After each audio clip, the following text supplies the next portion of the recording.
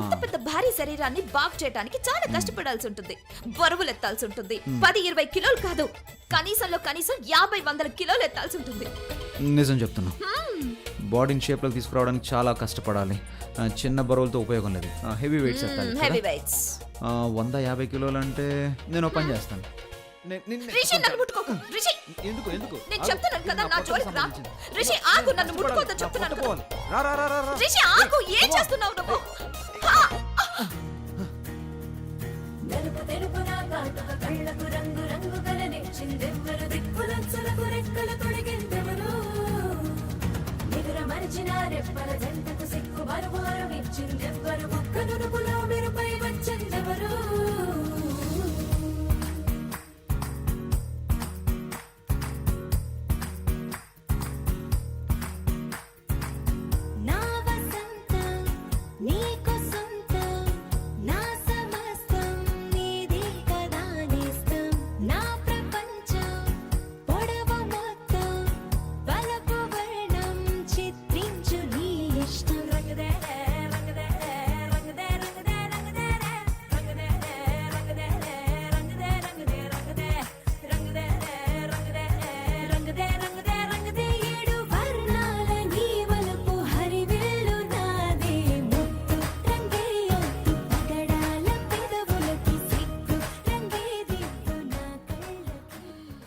నీకు విషయం తెలుసా, నువ్వు నాకు అస్సలు నచ్చావు. ఎందుకు అడుగు? ఎందుకు? ఎందుకంటే నువ్వు ఒక పోలీస్ ఇన్స్పెక్టర్లా బిహేవ్ చేస్తావు. దొంగతనం ఎక్కడ జరిగింది? జరగలేదా? అయితే చేయించండి. నువ్వే దొంగతనం చేయిస్తావు, నువ్వే ఇన్వెస్టిగేషన్ చేస్తావు. అచ్చం కొంతమంది పోలీసులాగా. అందుకే నువ్వు నాకు నచ్చావు. నీకు తెలుసా, నేను నా సొంత ఆలోచనలనే అనుమానిస్తున్నాను. అవి కరెక్ట్ అవుతాయి కూడా. ఫర్ ఎగ్జాంపుల్, నేను నీ మీద పూర్తిగా ఇన్వెస్టిగేషన్ చేశాను. పైగా ఇన్వెస్టిగేషన్ చేశాక నాకు తెలిసింది నువ్వు అస్సలు మంచి అబ్బాయివి కాదని. నా మాట ఒక్కటి కూడా వినలేదు. అలాగా? అయితే తప్పు నీదే. చెప్పిన మాట వినేలా చేసుకోకపోవడం నీ తప్పే. నా గర్ల్ ఫ్రెండ్స్ నా గర్ల్ ఫ్రెండ్స్ ప్రియా, మీనా, సీనా, టీనా, వాళ్ళు ఒక్కసారి చెప్తే నేను వాళ్ళ మాట వింటాను. ఎందుకు? ఎందుకంటే వాళ్ళకి మాట వినేలా చేసుకోవడం. అలాగా? అయితే నాకు వినేలా చేసుకోవడం రాదు. ఏంటి అలా అంటావా? నేను నువ్వు వినేలా చేస్తాను. అవసరమైతే పందెం.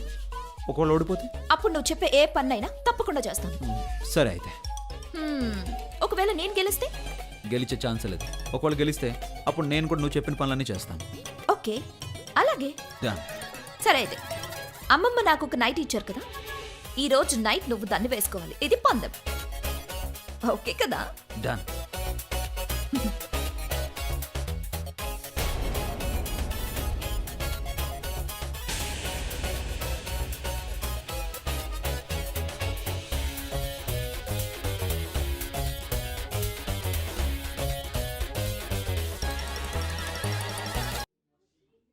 బాగుంది.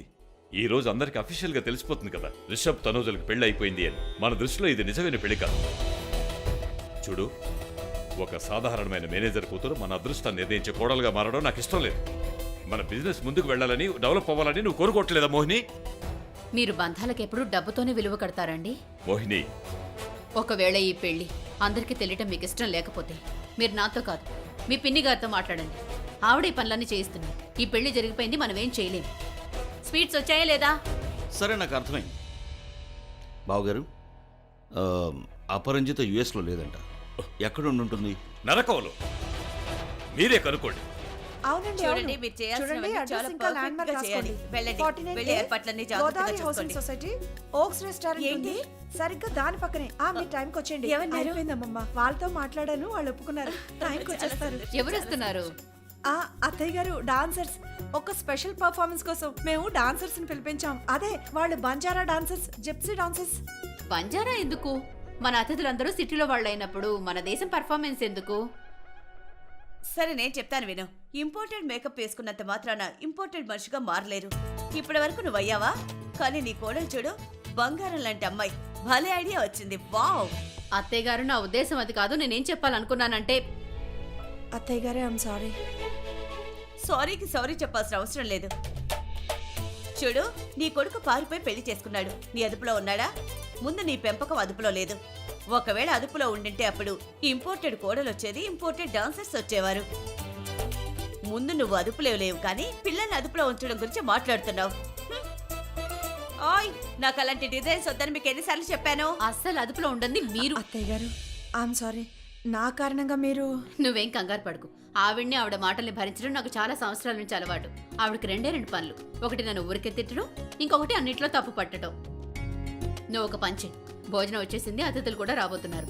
నువ్వు యోగిని మిగతా వాళ్ళందరినీ రమ్మని చెప్పు. అలాగే.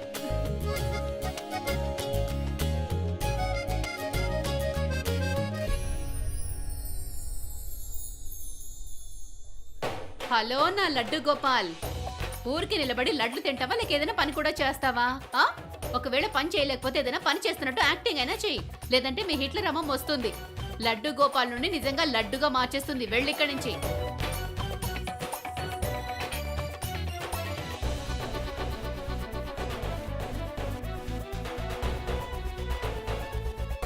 వచ్చేసింది ముసలి. వినండి వినండి, అందరూ వినండి. నా పేరు జై. నాకు తెలుసు నా గురించి మీకు బాగా తెలుసని, ప్రతి యాంగిల్ నుండి తెలుసు. కానీ ఈరోజు నేను మీకు పరిచయం చేయబోతున్నాను నా కోడల్ని. నా కొడుకు భార్య, నేను తన అత్తగారిని. అలా కనిపించను కానీ తను మాత్రం నా కోడలుగా కనిపిస్తుంది. వయసులో, రూపంలో, అందంలో, ప్రతి యాంగిల్లో అలా కనిపించదు. ఎందుకంటే ఈ అత్తగారు ఒకప్పుడు కోడలు కనుక. అవును, కరెక్టేలే. ఆ కోడలు ఇప్పుడు అత్తగారైపోయింది. కానీ మీరు కరెక్ట్ అత్తయ్య, అలా అనిపించరు మీరు. నేను అదే కదా చెప్తున్నాను. అత్తగారినే కానీ అలా అనిపించను, కానీ వాళ్ళిద్దరూ అనిపిస్తారు. ఇద్దరు made for each other. Rishi ఇంకా తనుజ. క్లాప్స్.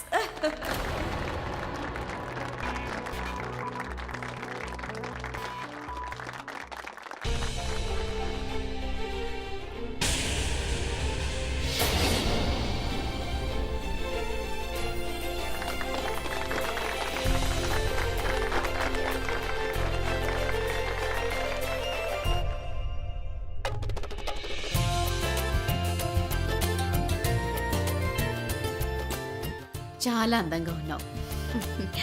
Thank you. నేను చెప్తున్నాను, చాలా అందంగా ఉన్నావు. తనేనా మీ కోడలు? బహుశా ఎవరో బిజినెస్ టైకూన్ కూతురు అయి ఉంటుంది. లేదండి, వాళ్ళ నాన్నగారు అకౌంటెంట్ అండి. లవ్ మ్యారేజ్ అండి.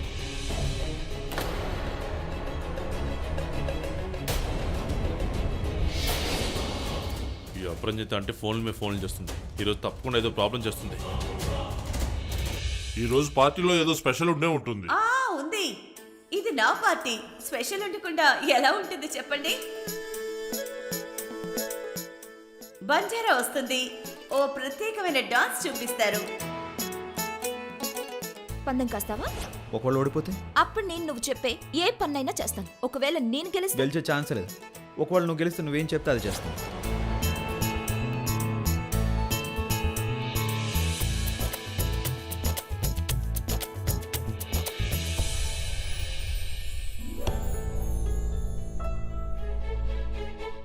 అద్భుతమైన ఆలోచన.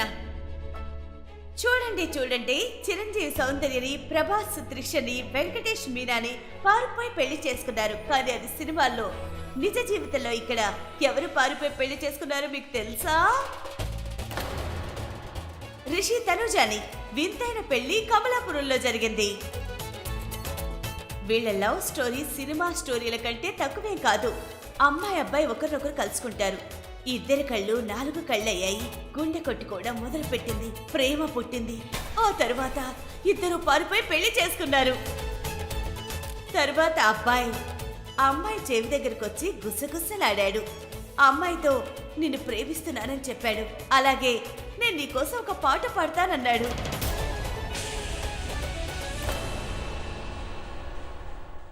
ఏంటి? నేనా? So sweet. నేను పాట పాడతాను నువ్వే చెప్పావు కదా. లేదు, అది నీకు గుర్తులేదనుకుంటా రిషి. మనిద్దరం ఒక పందెం కాసాం కదా. నేనేది చెప్తే అది నువ్వు చెయ్యాలి. మరి ఇప్పుడు చేసి చూపించు. చప్పట్లు.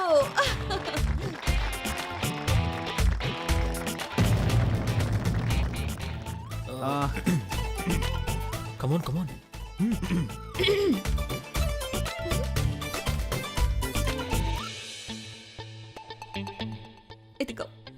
తనకి నిజంగా పాట పాడడం రాదా ఏంటి? వచ్చు కొంచెం, కానీ వినడానికి ఇబ్బంది. అయితే ఇప్పుడు ఇంకా సరదాగా ఉంటుంది. వచ్చి రానట్టు పాడతాడు, పందెంలో ఓడిపోతాడు. ఆ తర్వాత తప్పకుండా నైటీ వేసుకుంటాడు.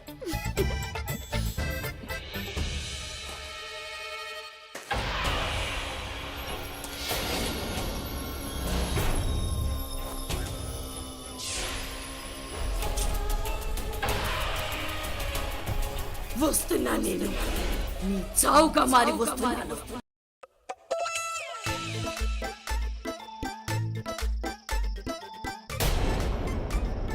పాడు రిషి. అలాగేనా? ప్రియా ప్రియా ప్రియతమా రా, ప్రియా ప్రియతమా రాగాలు, ప్రియా ప్రియతమా రాగాలు, సఖీ కుశలమా అందాలు, ప్రియా ప్రియతమా రాగాలు. చాలు చాలు రిషబ్ బాబు, అందరూ చప్పట్లు కొట్టండి ప్లీజ్.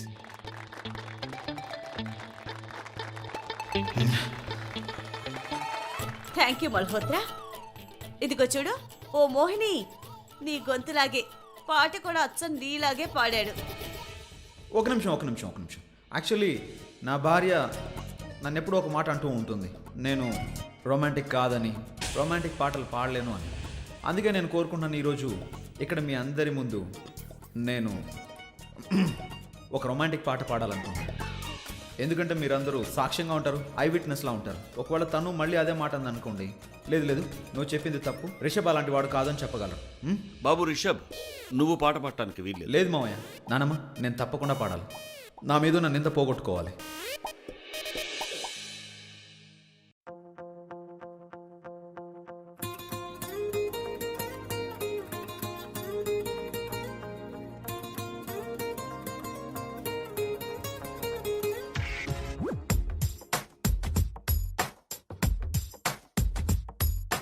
నీలి నీలి నీలి నీలి కళ్ళల్లోనా నన్ను బంధించావే, మనసందించావే, నీ వాలు వాలు వాలు వాలు చూపులోనా నన్ను కట్టేశావే, ఎద చుట్టేశావే.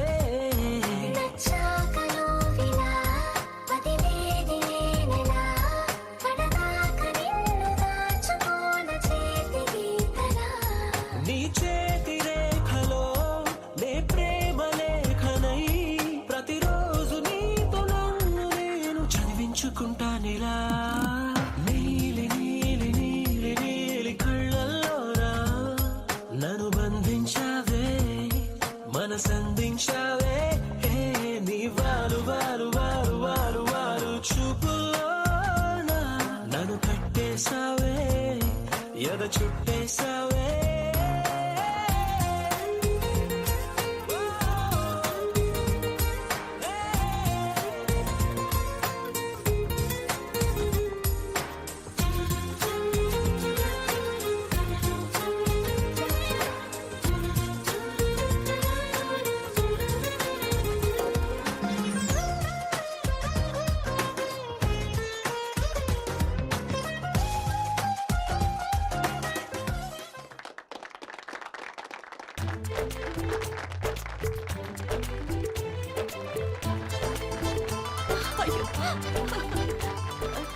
మీరు కరెక్టే చెప్పారత్తయ్య. వాడు నా కొడుకు, గొంతు కూడా నాదే ఉంటుంది కదా. నేను ఇంకేం మాట్లాడతాను? 20 మిస్ కాల్స్. ఇవిడికి పిచ్చేమన్నా పట్టిందా ఏంటి?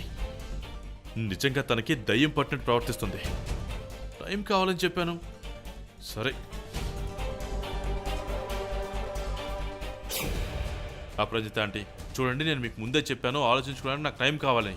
కనీసం రేపు ఉదయం వరకైనా టైం ఇవ్వండి. అయ్యో అది కాదు, నేను అక్కడ సంబరాలు ఎలా జరుగుతున్నాయని అడగడానికి ఫోన్ చేశాను యోగ్. రిసెప్షన్ ఎలా జరుగుతోంది? అక్కడ డోలు సన్నాయి లేకపోతే నాతో చెప్పు యోగ్, నేను చాలా బాగా డోలు వాయిస్తాను. అక్కడికి వచ్చి డోలు వాయిస్తాను, నాట్యం చేస్తాను, అందరినీ సంతోషపరుస్తా. రిసెప్షన్ కదా, ఇవన్నీ తప్పకుండా ఉండాలి. అవునవును, రండి, వచ్చి డోలు వాయించండి. దాని తర్వాత నాన్న మమ్మల్ని వాయిస్తారు. మీ చేత బాగా నాట్యం చేయిస్తారు. మీరే రాఖీ చావు కారణం అని చెప్పి వెంటనే తిన్నగా జైలు పంపిస్తారు. ఇంకా చెప్పాలంటే ఆంటీ మీకు సాధారణమైన శిక్ష వేరు, జైల్లో జీవితాంతం ఉండేలా చేస్తారు. అక్కడ మీరు ముసలవారైపోతారు. నేను ముసల్దాన్ని ఎప్పటికీ కాను. ఆ? ఏంటి? ఇంట్లో రిసెప్షన్ నాకు నిజంగా చెప్పలేనంత సంతోషంగా ఉంది యోగ్. నా మనసుకి ఆడి పాడాలి, గొంతులెయ్యాలనిపిస్తోంది, పండగ చేసుకోవాలనిపిస్తోంది. నేను వస్తున్నాను. తనూజ రిసెప్షన్ తన సంతోషాన్ని అంతం చేయాలి. వచ్చి నాట్యం చేస్తున్నారు. అపరంజిత ఆంటీకి బుర్ర పనిచేయట్లేదు. నాట్యం చేయడం అటు ఉంచితే ఆవిడ ఇక్కడికి రావడం కూడా సాధ్యం. ఒకవేళ ఆవిడ ఇక్కడికి వచ్చిందంటే అప్పుడు డోలు వాయించడం కాదు, కాలు విరిగిపోతుంది.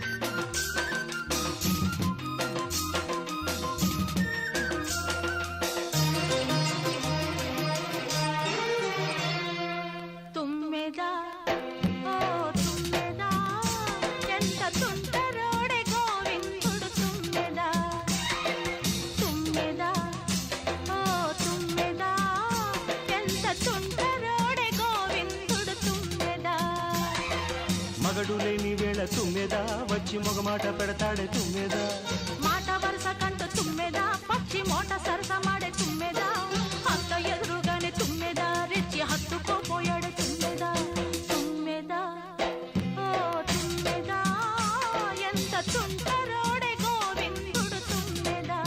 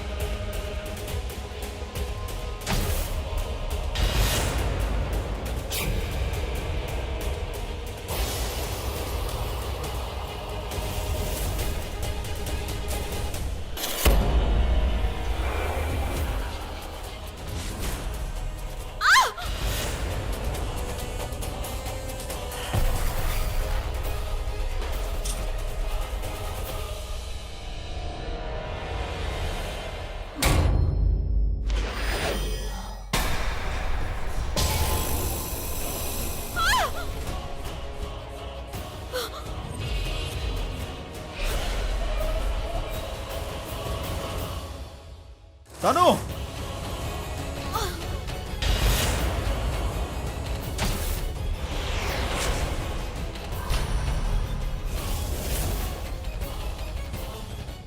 దుప్పటాక మంటలు అంటుకున్నాయి. ఎవరైనా తొందరగా నీళ్ళు తీసుకురండి. అయ్యో తనుజ,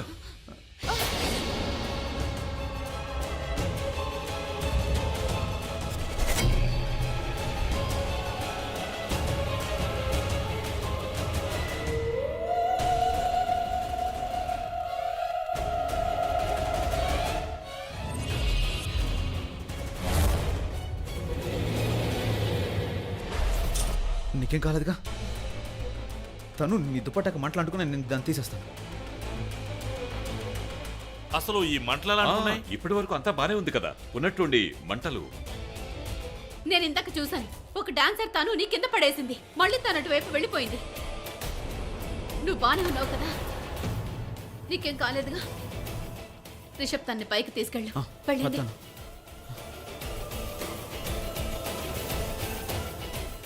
ఆ డాన్సర్ ఎవరు మామ్? అవును, ఎవరు? తను వీళ్ళలాంటి బట్టలు వేసుకోలేదు. ఒక గోధుమ రంగు లెహంగా ఇంకా ఎర్రని రంగు దుపట్టా వేసుకుంది. ఎవరు అమ్మాయి? తన పేరేంటి? మా డాన్స్ గ్రూప్ అంతా ఇదే మేడం. తనెవరో కొత్త అమ్మాయి వచ్చినట్టుంది. మాకు తన గురించి అస్సలు తెలీదు. తెలీదంటే ఏంటి ఉద్దేశం? వాళ్ళ ఊరు పేరు తెలుసుకోకుండా ఎవరు పడితే వాళ్ళని మీ గ్రూప్ లోకి చేర్చుకుంటారా? ఏం మనుషులు మీరు? వేద్, ఆ అమ్మాయి ఇక్కడే ఎక్కడో ఉండుంటుంది. అలాగే. నువ్వు బయటకు వెళ్ళి నేను చూసి చూసొస్తాను. వెళ్ళు.